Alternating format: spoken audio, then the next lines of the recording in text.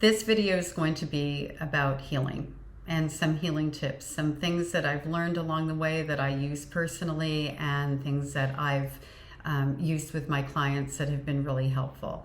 Before I get into the tips and the tricks, I'm going to go ahead and read the comment that inspired this video. What affirmations or healing recommendations would you recommend? What helped you the most? I have come a long way and have not contact with family in years. Would love some advice on this. Thanks. So I have a few, and I'm really going to use my personal ones here. My number one affirmation that I use every day at some point during the day, because, sometimes I need to remind myself, or sometimes I have a thought, or sometimes because things are so good, I get that anxious feeling, and it's not attached to anything, it's just there. I have complex PTSD, and so being my own good mom, and that came from a friend of mine who's a psychologist, as she reminds me, is one of the best things that I can do for myself, and it really resonates with me. So one of them is being my own good mom.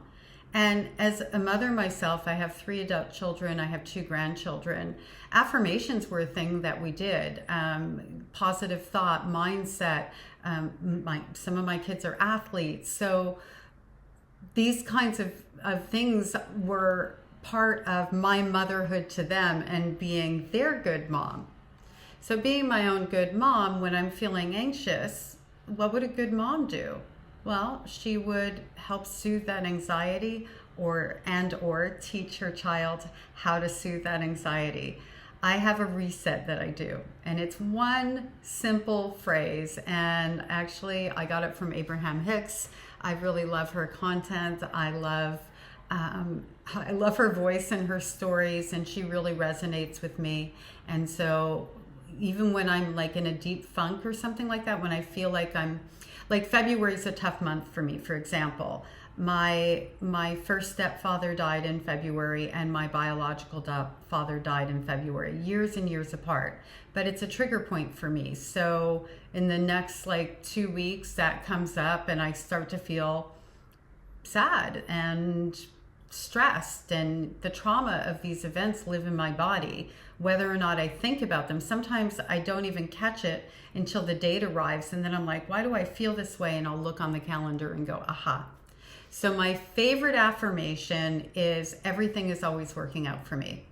And if I have to repeat that 1,000 times, I will repeat and remind myself of that 1,000 times. And I truly do believe that. So it helps me a lot. It also helps me focus on what I do want, not what I don't want. That's, again, an Abraham Hicks thing. So I can't even take the credit for that as much as I would like to. I do, if I feel like my mind is going into a place where I'm trying to process something and I'm not quite ready to be there, I do a reset. It takes 17 seconds to reset our brain.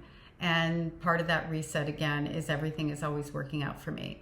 When I get up in the morning, that's when I might have those thoughts. When you're laying there in bed and you've processed something from the night before, and you might be waking up and having all these anxious thoughts, or angry, or processing, or what you need to do for the day. You're not even, eyes aren't even open yet. I open my eyes right away. When that happens, I disrupt it. So I'm big on disruption. And I look to identify what is my favorite thing. Right now, where I live, I have a beautiful view. That's my favorite thing. I start my day out with what's my favorite thing. It doesn't matter what else is going on in my life. And listen, I have issues and problems and people that I love that are hurting, or I'm concerned about a client, or, whatever it is. I have all sorts of stuff that I can focus on. And I do. But because I choose to, not because it's taken me over. The way I take care of myself is another one. And I'm very, very conscious of making sure that I provide little Marnie with all the love and care she never had. And that can look like a lot of different things to different people. There goes, that's my daughter. I was going to be annoyed, and then I saw her name. I'm like, well, no, I'm not annoyed. I should have turned my phone down. Well, I do have it on Do Not Disturb, but my children can get through. See how that works? Once a mother, always a mother, if you're actually ever been a mom, unlike my mother. Anyway, I digress. The self-care thing. Self-care to me is not going to the spa. It's how I show up for myself, and it's how I show up to nurture little Marnie. So routine is something that I didn't have growing up. I provide myself with routine where I can.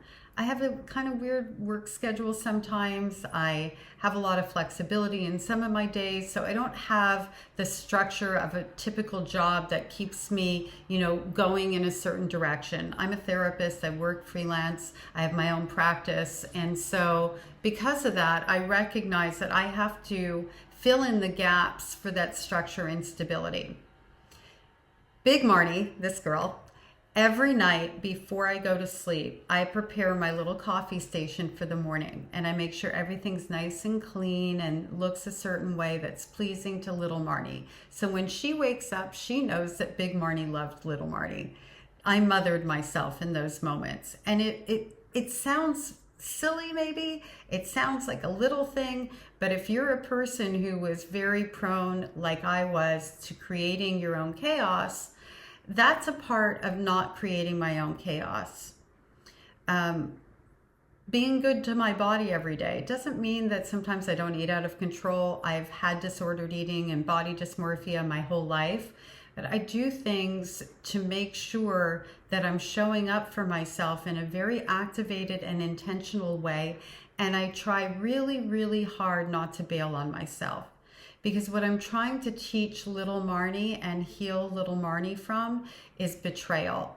And that starts with me. So I am completely unwilling to betray myself. And that has really been a huge game changer. I will always ask myself in every situation, am I serving myself first here? Am I taking care of myself first here? Every relationship I have in my life now, if I don't feel safe, seen, and cherished, that's what I offer. That's what I bring to the table. I want reciprocity, not transaction. I don't engage because I'm not willing to betray myself anymore, to put somebody else's feelings above my own. It doesn't mean I don't put others first. I mean, the kid, one of the kids, I will always put my children first. But I have to make sure that my gas tank is full enough to get them where they need to be. I walk through life from the inside out. That's basically what I'm saying to you.